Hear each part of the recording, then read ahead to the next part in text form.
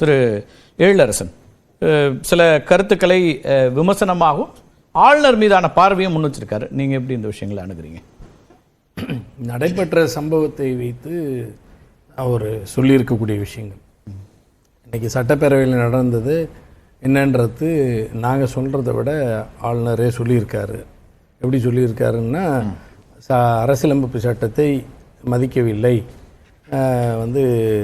தேசிய கீதத்தை அவமதிக்கப்பட்டிருக்கிறது என்றெல்லாம் சொல்லியிருக்கிறாங்க. ரெண்டு செய்கையுமே அவர் தான் செஞ்சுருக்கிறதா நான் கருதுகிறேன். ஏற்கனவே இப்போ இல்லை, கடந்த ஆண்டுக்கு முன்பு அப்பொழுதே அவர் தேசிய கீதம் பாடுகின்ற பொழுதே வெளிநடப்பு செய்தவர். அது தேசிய கீதத்தை அவமதிக்கிற செயலில் அதுவும் ஒன்று என்பதை சுட்டிக்காட்டப்படுகிறது. ஒரு நாகரிகத்தின் அடிப்படையில் அவர் மேலே வழக்கெல்லாம் கூட போடலாம்னா போடலாம், போடாமல் விடப்பட்டதுன்னு தான் நான் சொல்லுவேன் என்னை பொறுத்தவரை.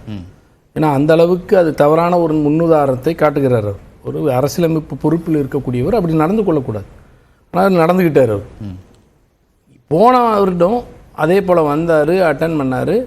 வந்த உடனே நான் இந்த மாதிரி தேசிய கீதம் பாடம் இல்லை, அதனால் நான் வெளிநடப்புன்னு சொன்னார். அப்பயே இந்த விளக்கங்கள்லாம் கொடுக்கப்பட்டிருக்கு. இன்னும் தமிழ்நாடு சட்டமன்ற பேரவையில் என்ன மரபு இருக்கிறதோ அதை தான் கடைபிடிக்கப்படும். குறிப்பாக தமிழ்தாய் வாழ்த்து முதலில் தொடங்கப்படுவதும் நிறைவு 91க்கு பிறகு தான் வருதுங்கிறாரு திரு அண்ணாமலை. அதுக்கு முன்னாடி அப்படி இல்லையா? 1970 வேணாங்க, ஏதாவது கொஞ்சம் வேற என்ன சொல்றதை கேளுங்களேங்க. அவர் பெரிய அரசியல் ஞானி, அவர் லெவலுக்கு நாங்கள் பேசுகிறோம். மத்தியில் ஆட்சி பொறுப்பில் இருக்கிற கட்சியினுடைய மாநில தலைவர் அவர் அரசியல் ஞானிங்க. நாங்கள் அந்த அளவுக்கு கிடையாது. சாதாரண ஒரு அரசியலில் இருக்கிற பொறுப்பில் இருக்கவங்க அவர் லெவலுக்கெல்லாம் நம்ம பதில் சொல்ல முடியாது. நடைமுறையில் என்ன இருக்குன்றதெல்லாம் தெரியும். அவர் பெரிய அறிவாளி. அவர் ஆளுநரை நீங்க ஏற்றுக்கொள்கிறீங்களா? அவர் என்ன சொல்றாருன்னா, இந்தியாவினுடைய அனைத்து மாநில சட்டமன்றங்களிலும் இது நடைமுறையில் இருக்கிறது அப்படிங்கிறது குறிப்பிடுறாரு அவர். முதல் விஷயம் நான் சொல்லக்கூடிய விஷயம், எந்த ஒரு மாநிலத்தின் சட்டப்பேரவை பற்றி ஒப்பிட்டு சொல்வதற்கு இங்கே தேவையற்றது. அரசியலமைப்பு சட்டம் நாடாளுமன்றத்திற்கும் சட்டப்பேரவையும் ஒன்று, தேர் கோ ஈக்குவல். இரண்டும் அவைகள், மக்கள் பிரதிநிதிகள் கொண்ட அவைகள். அங்கே சட்டங்கள் ஏற்றக்கூடியதும் நிர்வாகத்தை பற்றி பேசுவதற்கும் மக்களை பற்றி விவாதிப்பதற்கான ஒரு அவை என்று குறிப்பிட்டிருக்கு. இப்போ இதில் நாடாளுமன்றத்தில் இப்படி இருக்கு தெரியுமா அப்படின்னே குறிப்பிடக்கூடாது. நீங்கள் அடுத்த மாநிலம்லாம் பேச வேணாம். நாடாளுமன்றம் தான் ஹையஸ்ட். நாடாளுமன்றத்துடைய நடவடிக்கையை எங்களோட ஒப்பிட வேண்டிய வேலை. மற்ற மாநில சட்டமன்ற நாடாளுமன்றத்தை ஒப்பிட வேணாம் போது எதுக்குங்க மற்ற மாநிலத்தை பத்தி எல்லாம் நான் கேட்கறது? இந்த மாநிலத்தினுடைய விதிமுறைகள் படிதான் நடக்குது. மற்ற மாநிலத்தினோட விதிமுறை படி இங்க நடக்கணும்னு இருக்கா? அதுவே தெரியாத ஒருத்தர் ஆளுநரா உட்கார்ந்து தேசிய கீதத்துக்கு மரியாதை அளிப்பது அரசியலமைப்பு சட்டத்தில் கூறப்பட்டுள்ள அடிப்படை கடமை அப்படிங்கிறார். ஏங்க அரசியலமைப்பு சட்டம் என்ன சொல்லி இருக்குது? எங்கேயாவது சட்டப்பேரவை தொடங்கும் போது பாடணும், முடிக்கும் போது பாடணும்னு எங்கன்னா போட்டிருக்காமா அவருக்கு? அவருக்கு வரையும் தனியாக ஒரு புக்கு அடிச்சு இதாங்க கான்ஸ்டியூஷன் ஆஃப் இந்தியாவது அப்படின்னு கொடுத்துருக்காமா? ஏங்க பிதற்றல் பண்றதே வேலையை வச்சுட்டு இருக்காரு. நான் என்ன சொல்றேன்னா, ஒரு தேசிய கீதம் பாடும் பொழுது இன்னெல்லாம் இருக்கணும்னு இருக்கு. எழுந்து நிற்க வேண்டும், முறையாக பாட வேண்டும் இருக்கிறது, உச்சரிப்புகள் ஒழுங்கா இருக்கணும், இதெல்லாம் தான் சொல்லப்பட்டிருக்க தவிர அவமதித்தல். இவர் எப்படி அவமதித்தல்னு சொல்லணும்? இவர் அந்த பாடல் பாடுற வரைக்கும் இவர் இல்லாம போனாரு, அதை பத்தி யாருன்னா பேசுனீங்களா? ஏன்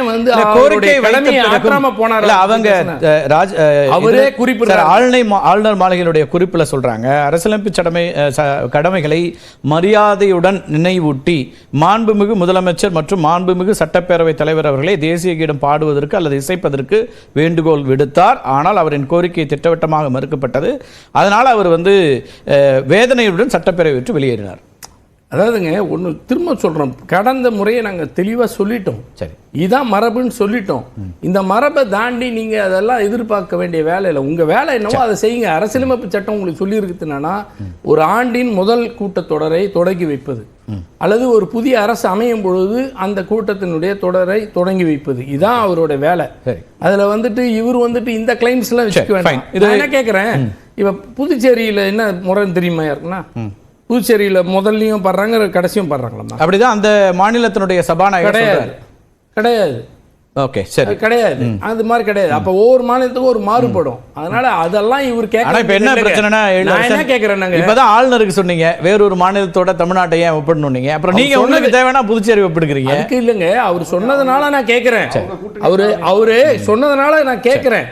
ஏன் இதை கேட்கிறேன்னா இதெல்லாம் வந்து ஒரு மாநிலத்தோடைய ஒப்பீடுகளுக்கு வரக்கூடாது. இது அரசியலமைப்பு சட்டத்துக்கு உட்பட்ட வேலைகளை செய்ய வேண்டும் தான் ஆளுநர் வரார். நான் என்ன கேட்கிறேன், நீங்க இதை தாண்டி நீங்க என்ன பேசல, ஏன் பேசல, அதை பத்தி யாருன்னா கேட்டாங்களா? ஏன் அவருக்குன்னா அவருக்கு இந்த அறிக்கையை வாசிப்பதற்கு தயாராக இல்லை. ஏனென்றால் அவர் அரசியல் செய்வதற்கு தான் வந்திருக்காரு. நீங்க நல்லா கவனிச்சு பாருங்க, முதல் ட்வீட் ஒன்று போட்டது எத்தனை நிமிஷத்துலன்னு சொன்னா வெளியில வந்த 2-3-5 நிமிஷத்துக்குள்ள போடுறாரு. அவ்வளவு சீக்கிரத்தில் அவ்வளவு பெரிய கண்டென்ட் அடிச்சு போட முடியாது. அதெல்லாம் தயார்படுத்தி வச்சுக்கிட்டு தான் வந்திருக்காரு. நான் வெளிநாடு வருவேன், வந்த உடனே ட்வீட் போடுங்கன்னு போடப்பட்ட செய்தி. அது போட்ட ட்வீட்டு கொஞ்ச நேரத்தில் அது எடுத்திருக்காங்க. ஒரு திட்டமிட்ட ஒரு வெளிநடப்பு என்பதாகத்தான், வெளியேறினார் என்பதாக அதை சொல்றீங்க. நிச்சயமாவே அது திட்டமிட்டது வந்து எப்படின்னா இந்த மாதிரி செஞ்சுட்டு அவர் என்ன கண்டென்ட் போட்டாரு, பிரசிடென்ட் ஆஃப் இந்தியா பத்தி முதல்ல கேட்கிறாரு. பிரசிடென்ட் ஆஃப் இந்தியாவோட கிளைம் நீ கேட்க கூடாதுன்னு இவங்க யாரோ சொன்ன பிறகு அதை எடுத்துட்டு வேற கண்டென்ட் போட்டிருக்காரு. இப்போ பிரசிடென்ட் ஆஃப் இந்தியாவை வச்சு கேட்கிறாரா பாருங்க, புரோட்டோகால் படி முதல்ல போட்டது பிரசிடென்ட் ஆஃப் இந்தியாவை வச்சுட்டு போடுறாரு. ஏன்னா அவர் முதலே ப்ரிப்பேர் பண்ண வச்சிருந்த கண்டென்ட் பேசலாம். திட்டமிட்டு இந்த அரசினுடைய அறிக்கைகள் அங்க இருக்கு, என்னென்னலாம் இருக்கு, அரசு என்னென்னலாம் செயல் திட்டம் செய்து இருக்கிறது என்று சொல்கிறது. முதல் விஷயம், நாங்க சாதனைகள் இதெல்லாம் செய்திருக்கிறோம் என்று சொல்கிறது. நிதி ஆயோக்கே வந்து சில திட்டங்களை பாராட்டி இருப்பதை பற்றி அது குறிப்பிடுகிறது. மகளிருக்கான திட்டங்களை பற்றி, மாணவர்களுக்கான திட்டத்தை பற்றி, மக்கள் நல்வாழ்வுத்துறை திட்டங்களை பற்றி வாசிப்பதற்கு அவர் தயாராக இல்லை. இதையெல்லாம் கடந்து மிக முக்கியமானதாக ஒன்றிய அரசு தர வேண்டிய நிதியை தராமல் இருக்கிறது. ஒன்று எதுக்காகனா, நீங்க கல்வித்துறையில இதுவரையில தேசிய கல்விக் கொள்கையை நீங்க கடைபிடிச்சா மட்டும் தான் நிதி தருவேன்னு சொல்லிட்டு SSAல தராம இருக்கிறது. முதல்ல தர வேண்டியது எல்லாம் இல்லை, இன்னைக்கு 2200 கோடிக்கு தர வேண்டிய பாக்கி இருக்கிறது, தராமலேயே நிற்கிறது என்பதை வலியுறுத்தும். அதை அவர் பேசுறதுக்கோ அதை படிக்கிறதுக்கோ தயாராக. அதுல திரு லட்சுமணன் ஒரு விமர்சன பார்வை வைக்கிறாரு, மத்திய அரசாங்கத்தையோ ஆளுநரையோ எதிர்ப்பதுல தீவிரமாக இருக்கீங்களா, இருக்கணும் அப்படின்னு ஒரு விஷயத்தை வைக்கிறாரு. நம்ம அது கோரிக்கை, அரசு இந்த பேரவே அதை வலியுறுத்துது, இந்த அரசு அதை கேட்கிறது. ஆமான்னு சொல்றதுல இவருக்கு என்ன இருக்கு? அப்ப இவர் அரசியல்வாதியா, பாஜகவுடைய செயல் தலைவர்? ஆளுநர் இந்த அரசனுடைய கொள்கை விளக்கத்தை படிக்க வேண்டிய வேலை இருக்கு. அவர் அதை படிக்க தயாரா இல்லைன்னு சொல்ல வரதே தவறு. நானு அவர் இங்க உட்கார்ந்து விமர்சிக்கிறதுக்காக வரல. அந்த வேலை முதல் கட்ட கருத்தா எடுத்துக்கிறேன். திரு பாபு முருகன், எப்படி பாக்குறீங்க எதிர்க்கட்சி இன்றைக்கு இந்த ஆளுநர் விவகாரங்களை எப்படி பாக்குறீங்க? இன்றைய நாளோட இதை எப்படி பாக்குறீங்க? பின்னணியில் இருப்பது தேசிய கீதமா தமிழ் தாய் வாழ்த்தா அப்படின்னும் போது நான் பின்னணியில் இருக்கிறது என்னவா நினைக்கிறேன்னா, யார் அந்த சார். காரணம், இந்த யார் அந்த சாருக்கு பொறுப்பானவர் கவர்னர். ஒரு ஆளுநர் வேந்தர் என்கிற முறையிலே, ஒரு பல்கலைக்கழகங்களினுடைய வேந்தர் என்கிற முறையிலே அவரும் அதற்கு பொறுப்பானவர். இந்த அரசாங்கமும் இதற்கு பொறுப்பானவர். யார் அந்த சார் என்பதற்குண்டான பொறுப்பு இந்த அரசாங்கத்துக்கும் இருக்கிறது.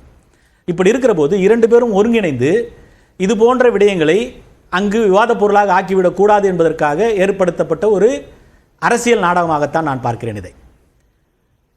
அதை தாண்டி திரு லட்சுமணன் அவர்கள் சொன்னதை போல இந்த விவகாரத்தில் ஆளுநர் அரசியல் செய்திருக்கிறார். அதாவது எப்படின்னா, இப்போ சட்டமன்ற உறுப்பினர் சொன்னது போல ஏற்கனவே ஸ்கிரிப்டெல்லாம் ரெடி பண்ணி வச்சுட்டு வந்து இந்த மாதிரி ஒரு ட்ராமா கிரியேட் பண்ணிவிட்டு நான் வெளியில் வந்துடும், உடனே நீங்கள் அதை ட்வீட் பண்ணிடணும் அப்படின்னு சொல்லிட்டு அதுதான் ப்ரோக்ராமாக இருக்கணும். ஏன்னா அவ்வளோ பெரிய ஒரு ட்வீட்லாம் இமீடியட்டாக வந்து அவ்வளோ சீக்கிரத்துலலாம் பண்ணிக்கிறதுக்கு உண்டான வாய்ப்பு இல்லை. ஸோ அந்த மாதிரி ஒரு ஸ்கிரிப்ட் வந்திருக்கிறதுக்கு உண்டான ஒரு சான்சஸாக இதை நான் பார்க்குறேன். இல்லை, இப்போ நீங்கள் அதில் ஒரு இதுவும் இருக்குது, லாஜிக் என்னென்னா, அது முதல்ல ஒரு போஸ்ட் பண்ணுறாங்க, அதுக்கப்புறம் டெலீட் பண்ணிவிட்டு அதில் சில கரெக்ஷன்ஸ் போட்டு அதுக்கப்புறம் தான் போஸ்ட் பண்ணுறாங்க. ஏற்கனவே தயாராக இருந்த ஒரு ட்வீட்னா அந்த மாதிரி கரெக்ஷன்ஸ்க்கெல்லாம் வேலை இல்லாமல் தான் ரெடி பண்ணியிருப்பாங்க. இல்லை, அதை போட்டுட்டதுக்கு அப்புறம் தான் இங்கே நடந்தக்கூடிய அரசியல் நிகழ்வுகள் என்பது வேறு மாதிரியாக இருக்கிறது. உடனே அதை கரெக்ட் செய்ய வேண்டிய ஒரு பொறுப்புக்கு